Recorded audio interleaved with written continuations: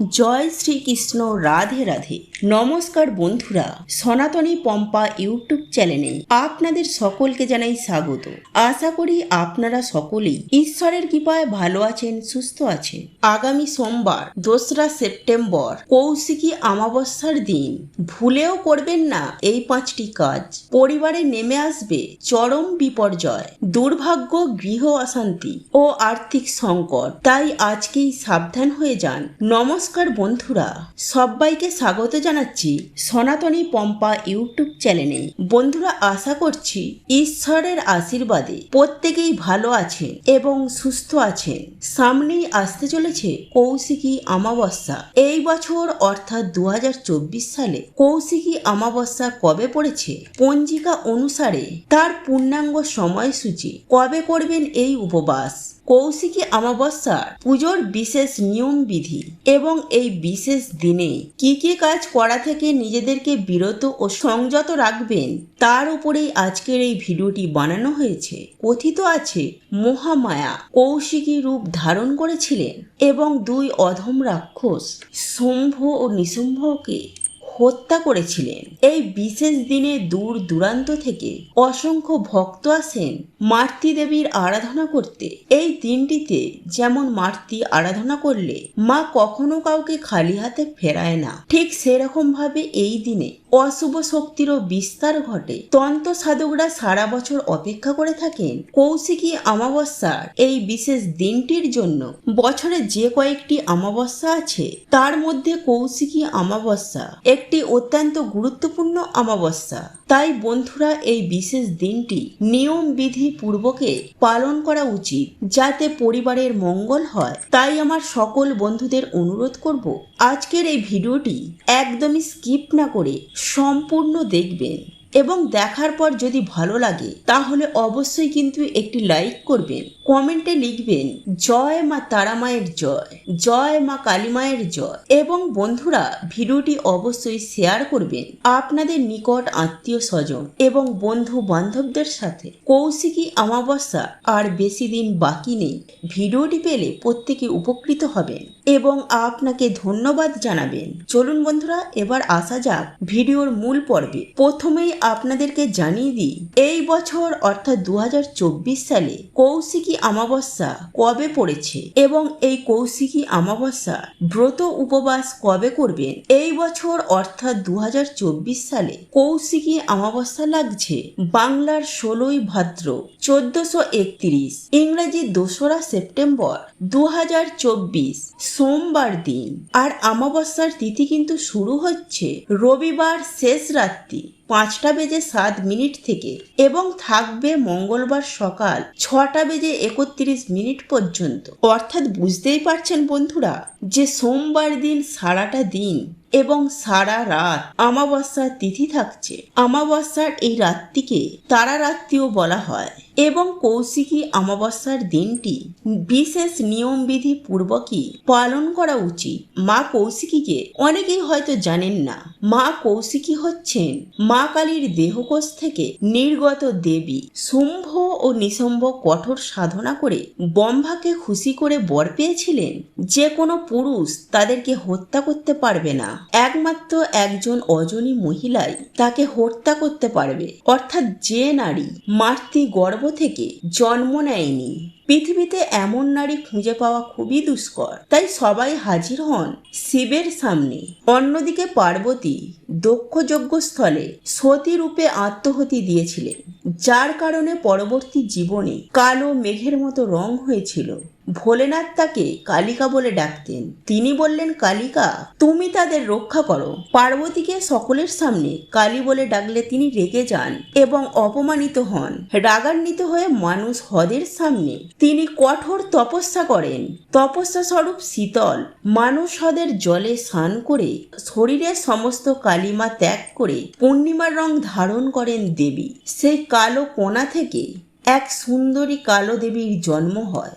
ইনি হলেন দেবী কৌশিকী। এই অমাবস্যা তিথিতেই শুম্ভ ও নিশুম্ভকে হত্যা করেছিলেন। তাই এই অমাবস্যাকে কৌশিকী অমাবস্যা বলা হয়। মহাশ্মশানে আসেন সাধু সন্ততন্ত্র ও সাধকেরা। শুধু কি তাই, এই দিনে সাধক বামাখ্যাপা তপস্যা করে সিদ্ধি লাভ করেছিলেন। তারাপীঠ শ্মশানে সাদা শিমুল গাছের নিচে বসে সাধনা করছিলেন বামদেব। ভক্তকে নিরাশ করেনি মা তারা, দেখা দেন বামদেবকে। সেই থেকে এই দিনে কৌশিকী অমাবস্যা পালন করা হয় তারাপীঠে।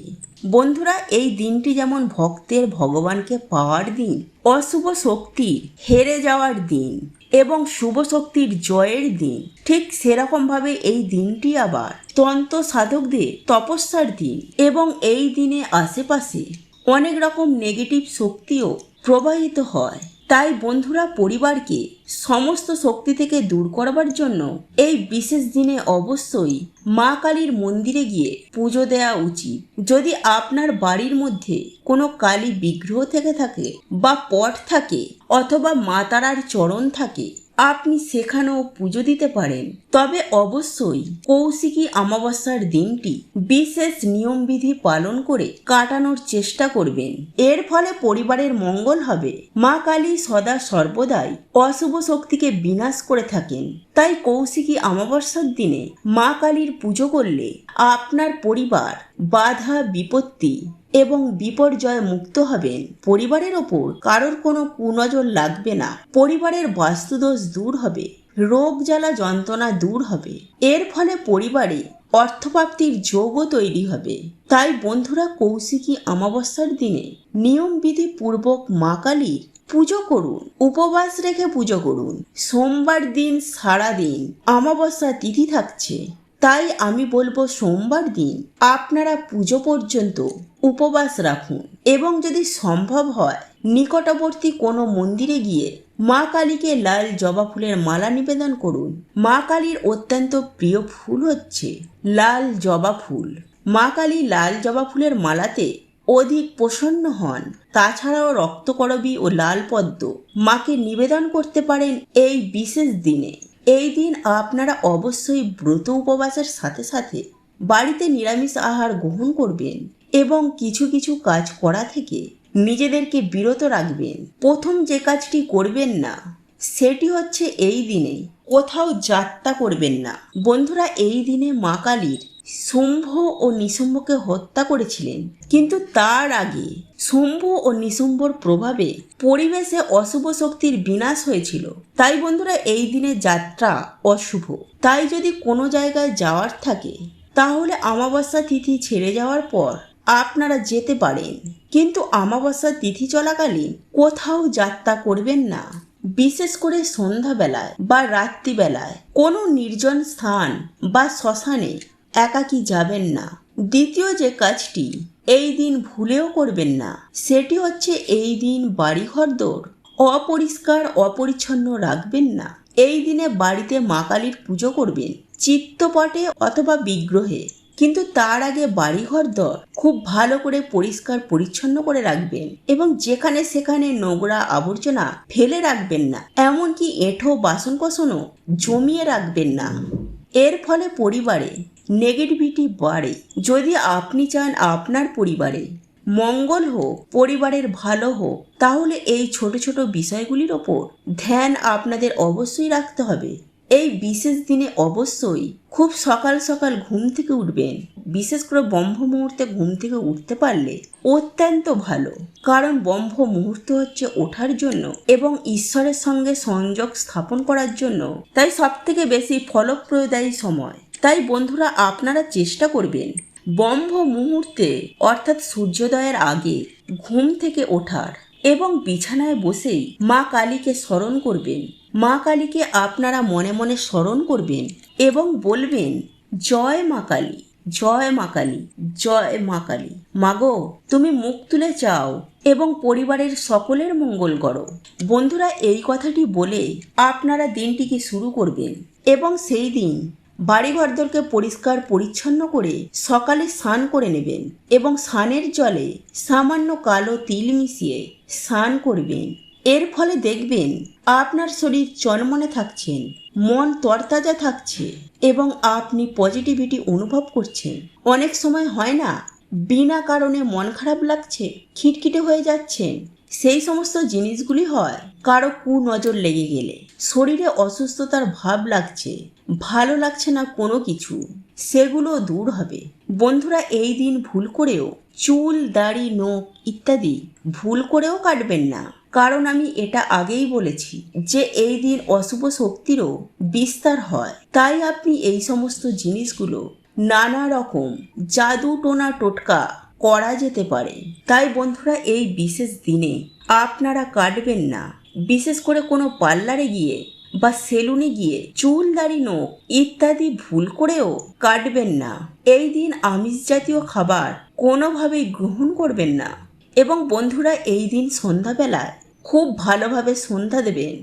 আপনার তুলসীতলা, ছাদ, বাড়ির উঠোন সমস্ত জায়গায় আলোকিত রাখার চেষ্টা করবেন। এবং সব জায়গায় প্রদীপ জ্বালানো সম্ভব না হয় অন্তত লাইট জ্বালিয়ে রাখবেন, বাড়িঘরদর আলোকিত রাখবেন। এবং আপনার বাড়ির যেটি মেন দরজা অর্থাৎ মুখ্য দরজা, সেটি সর্বদা পরিষ্কার পরিচ্ছন্ন রাখবেন এবং আলোকিত রাখবেন। এবং কৌশিকী অমাবস্যার দিন সন্ধ্যাবেলায় বাড়ির মুখ্য দরজার দুপাশে দুটি মাটির প্রদীপ নিয়ে নেবেন এবং তার মধ্যে তিলের তেল জ্বালিয়ে দেবেন। তিলের তেল দিয়ে আপনারা মাটির দুটি প্রদীপ প্রজ্বলিত করে দেবেন। সারা রাত ব্যাপী সেই প্রদীপে পরিমাণ মতো তেল থাকে, যেন প্রদীপটি প্রজ্বলিত থাকে। এবং পরের দিন সকালবেলা আপনি সেই প্রদীপগুলি নেবেন এবং যেখানে ফুল, বেলপাতা সমস্ত কিছু দেন, অর্থাৎ প্রবাহিত জলে দেয়া সব থেকে ভালো, সেখানে আপনি সেই প্রদীপ দুটি আপনি প্রবাহিত জলে দিয়ে দিতে পারেন। বন্ধুরা, এইভাবে কৌশিকী অমাবস্যার দিনটি কাটাবেন এবং অবশ্যই একবার হলো মা তারা বা মা কালীর বা আপনার নিকটবর্তী যা মাতৃশক্তির মন্দির রয়েছে সেখানে গিয়ে মায়ের দর্শন করবেন, উপবাস রেখে পুজো করবেন। যদি একটি মালা মাকে অর্পণ করতে পারেন তাহলে অত্যন্ত ভালো। আজকের পর্বটি আমি এখানেই শেষ করছি। আশা করছি আজকের ভিডিওটি আপনাদের ভালো লাগলো এবং একটু হলেও উপকারে লাগলো। ভিডিওটি ভালো লাগলে লাইক, কমেন্ট, শেয়ার করবেন বন্ধুরা। যদি চ্যানেলে নতুন হন তাহলে অবশ্যই চ্যানেলটিকে সাবস্ক্রাইব করে আমার সাথে থাকবেন। দেখা হবে সনাতনী পম্পা ইউটিউব চ্যানেলে আরও একটি নতুন পর্ব নিয়ে। সবাই খুব ভালো থাকবেন, সুস্থ থাকবেন।